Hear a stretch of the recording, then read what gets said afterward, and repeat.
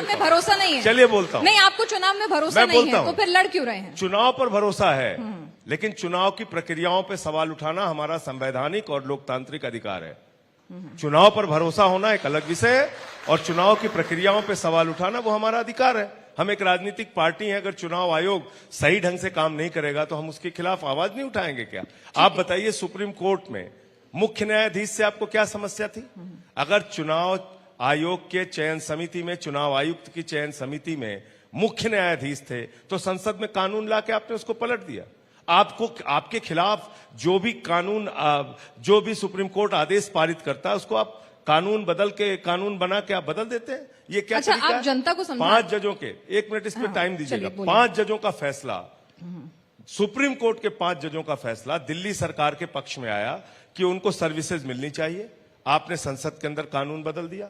Electoral bond पे supreme court का फैसला आया कि ये अनकॉन्स्टिट्यूशनल है और इसकी सारे डाटा आप जग जाहिर कीजिए। उस पे आप मानते नहीं है बात को। खुद प्रधानमंत्री इलेक्टोरल बॉन्ड को डिफेंड कर रहे हैं। देश का सबसे बड़ा भ्रष्टाचार है इलेक्टोरल बॉन्ड। कंपनियों से पैसा लिया गया और 3,08,000 करोड़ रुपए का ठेका अलग अलग कंपनियों को दिया गया। इसी इलेक्टोरल बॉन्ड की जानकारी से पता चला, शराब घोटाले का जो किंग पिन था शरद रेड्डी, उसने तो 60 करोड़ रुपए का चंदा बीजेपी को दिया है।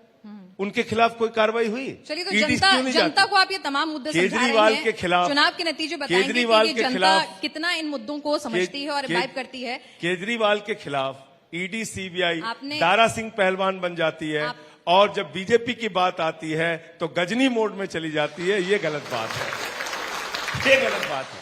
इसीलिए मैं कहता हूं, बीजेपी जब भ्रष्टाचार के खिलाफ बोलती है तो लगता है ओसामा बिन लादेन और डाकू गब्बर सिंह अहिंसा पे उपदेश दे रहे हैं।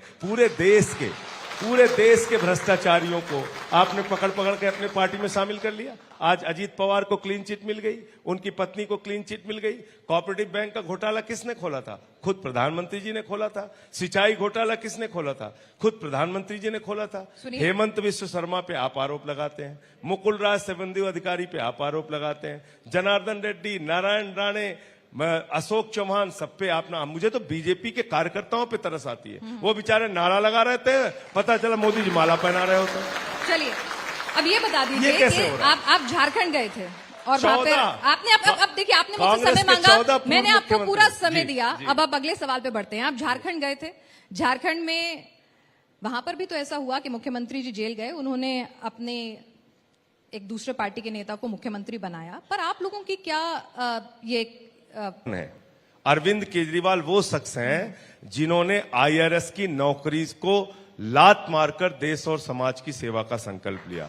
अरविंद केजरीवाल वो व्यक्ति हैं जिन्होंने सिद्धांतों की बात आई तो 49 दिन की सरकार से इस्तीफा दिया। कोई चपरासी की नौकरी नहीं छोड़ता, मुख्यमंत्री की कुर्सी छोड़ने का काम केजरीवाल जी ने किया। आप सिद्धांतों की, वसूलों की, विचारों की बात करेंगे, सही मामलों की बात करेंगे, तब बातचीत होगी। आपने एक ट्रेंड बना लिया, फर्जी मुकदमे करो, जेल में डालो, इस्तीफा लो। आज हेमंत सोरेन जो आदिवासी समाज के एक बड़े नेता हैं, मुख्यमंत्री थे झारखंड के, उनके खिलाफ आपने मुकदमा लिखा और उनको जेल में डाला, इस्तीफा ले लिया। केजरीवाल से आप यही चाहते हैं। कल को आप भगवंत मान को ऐसे ही गिरफ्तार करेंगे, फिर आप स्टालिन के साथ यही करेंगे, फिर विजयन के साथ यही करेंगे, फिर सिद्धारमैया के साथ यही करेंगे, फिर रेवंत रेड्डी के साथ, तो फिर तो विपक्ष की एक भी सरकार नहीं बचेगी। इसलिए हम कहते हैं कि पहले यही बीजेपी के लोग कहते थे 49 दिन की सरकार से केजरीवाल ने इस्तीफा दे दिया, देखो भाग गए। अब इस्तीफा नहीं दे रहे तो कह रहे हैं इस्तीफा दो। अच्छा, ये बताइए, केजरीवाल नहीं, अब आप सवाल देखिए, वक्त की कमी है, एक सवाल में आपको पूरा मौका दे रहा हूं, मेरे भी सवाल 30 सेकंड एक। अब आप मुझे बताइए केजरीवाल जो बिजली, पानी, शिक्षा, चिकित्सा पे काम कर रहे हैं, उनको तो इस्तीफा दे देना चाहिए। लेकिन मणिपुर में जहां 1 साल से हिंसा हो रही है, एक कारगिल फौजी की पत्नी को निवस्त करके घुमाया गया, उस मुख्यमंत्री को इस्तीफा नहीं देना चाहिए। ठीक है, अब अगले अजय मिश्रा टेनी, देश के गृह राज्य मंत्री, मांगे थे मैंने आपको 20 सेकंड दे दिए। बेटे ने किसानों को कुचल के मार दिया, उसको इस्तीफा नहीं देना चाहिए। संजय जी, आप तो जेल से जब से बाहर आए हैं, आप ही आप नजर आ रहे हैं। सुनीता जी मैसेज लेकर आती थी, उसी चेयर पर बैठती थी, पढ़ती थी, तमाम बयानात मीडिया के सामने आते थे, अब वो कम नजर आती हैं। क्यों? अभी रांची गई थी वो? नहीं, रांची तो गई थी, लेकिन अब वो लेकर नहीं आती हैं केजरीवाल जी के बहादुरी की सराहना करनी चाहिए। देश की महिलाओं को उनकी बहादुरी की सराहना करनी चाहिए, देश के नौजवानों को।